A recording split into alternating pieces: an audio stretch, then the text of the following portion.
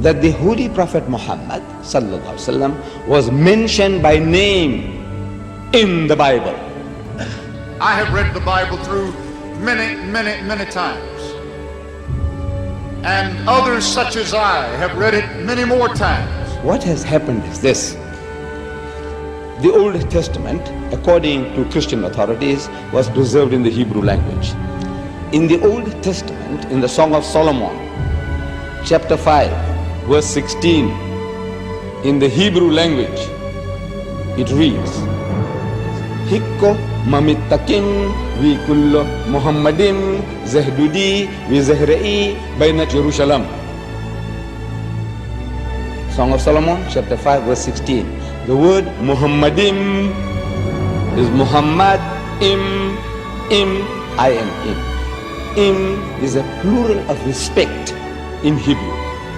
You see the first verse of the Bible, book of Genesis, chapter 1, verse 1. It says, in the beginning, God created the heavens and the earth. The word God in Hebrew there is Elohim. In Hebrew, El stands for God, Elah stands for God, Elohim is a plural form to say with awe, respect and reverence, plural of respect.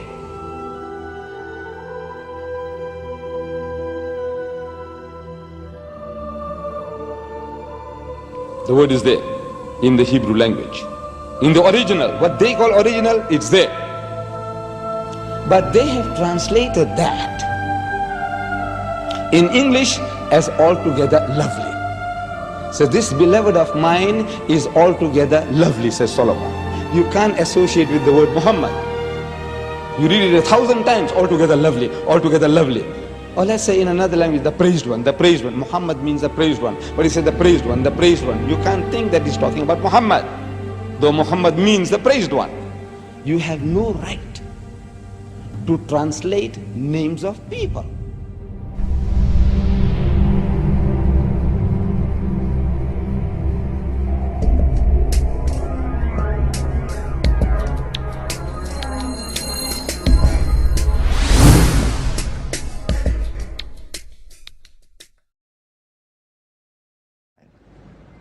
إذ قالت الملائكة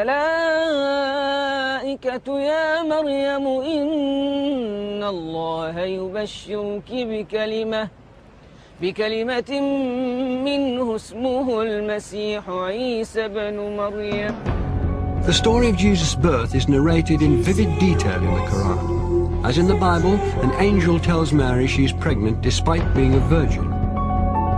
But the story of what follows then changes completely. In the Bible, Mary's role is limited to the passive mother of Christ. The Quran gives accounts of her ancestry, her birth, her childhood in the Temple of Solomon, and as mother of Jesus. She's the only woman mentioned by name in the Quran.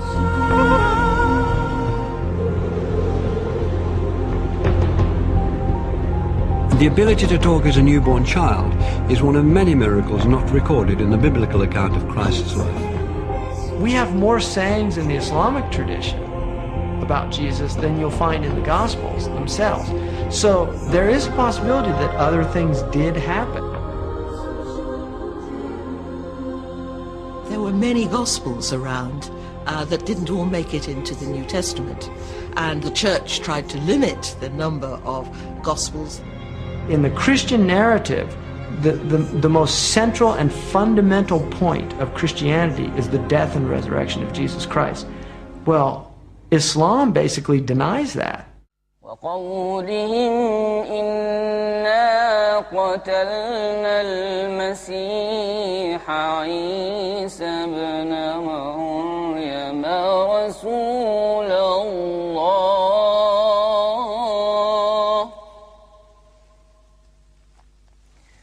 وما قتلوه وما صلبوه ولكن شبه لهم.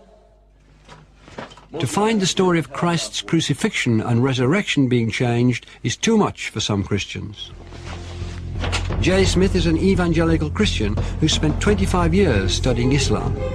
is dedicated to disproving the Quran's version of Jesus' last day on earth. If Jesus were to come down to Speaker's Corner, I would imagine he'd get up on the ladder like I'm going to get up on the ladder. And what he would say to Muslims specifically is he would probably confront them with what they've done to him, what their scriptures have done to him, not them personally, what their scriptures have done to him by taking away his divinity, by also suggesting that the greatest act of history, the most sacrificial act that anybody has done, to die for mankind, God himself to die for that which he has created, has completely been eradicated, has completely been thrown out of their scriptures. The essence of Islam is submission to the absolute, to the divine. And that's where salvation lies, in submission to the divine, or at least a recognition of the divine. In Christianity, salvation lies through the acceptance of the blood of the Lamb. That is a completely different narrative than the Quran is giving. Who's right? Well, the Quran says, you make your choice here, and I'm going to let you know in the next world. In the Quran it says that on the Day of Judgment, God will actually ask Jesus Christ, did you tell the people that you were God? And Jesus says, you know what I said, you see everything I say and do. I would never say that. Glory to you, transcendent are you. I would never say that. I have no right to say that. Why aren't you Muslim? Why aren't I? I'm a Jew. You're a Jew? Oh, I was previously Christian.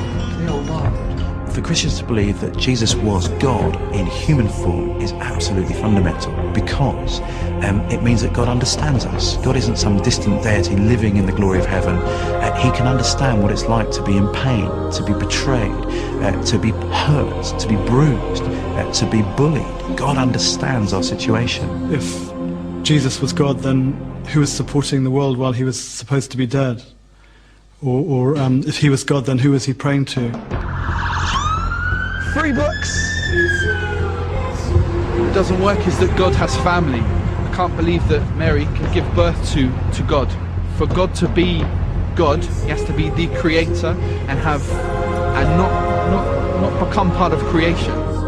Officials act that anybody has done to die for mankind, God himself to die for that which he has created, has completely been eradicated. But God is not bound in the frame of reference. He is the creator of time. Time is a creation of God. Matter is a creation of God. These are transient entities. Transient entities cannot come into existence by themselves. So when we talk about frame of reference, we must clearly understand that every time we ask questions about God in time, knowing the future, we have to be very careful in how we're defining this terminology. For God's knowledge of the future, of my future, is absolute in his domain. He knows everything, but he's not bound in the time where he is experimenting himself, for he's not bound in space, time, or matter. Those are created entities which he has put into it. So for me to put him into it would be also very wrong.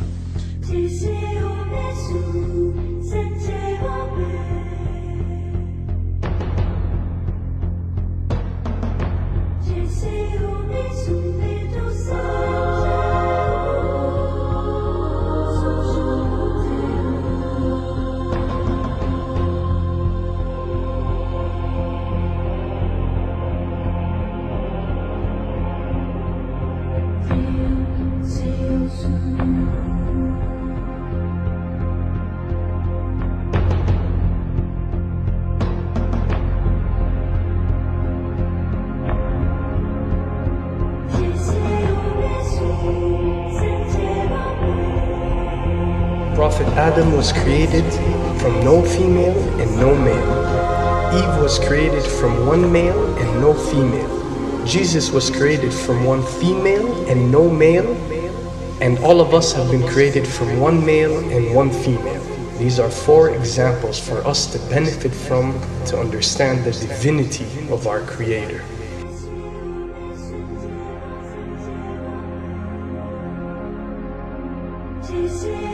Then there is no difference that cannot be overcome between Christianity and Islam.